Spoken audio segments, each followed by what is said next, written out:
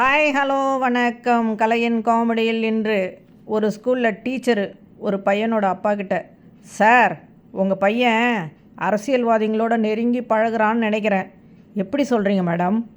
தப்பு செஞ்சதுக்கு பெஞ்சு மேலே ஏறி நிற்க சொன்ன உடனே நெஞ்சு வலிக்குதுன்றானே.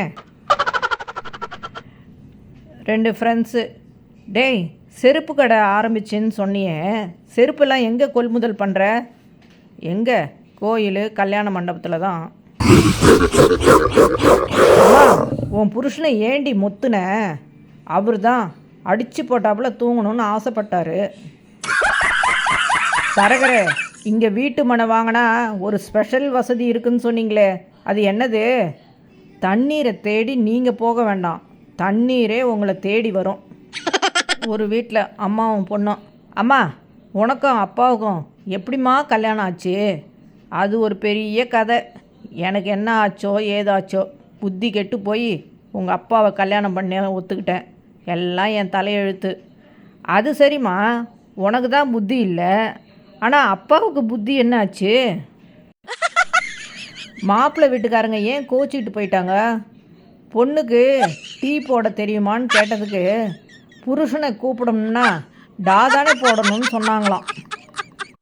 ஒரு வீட்டில் கணவன் மனைவி, இங்கே பாருடி, உங்கள் அப்பா நம்ம கல்யாணத்துக்கு எடுத்து கொடுத்த சட்டை சாயம் போயிடுச்சு பாரு.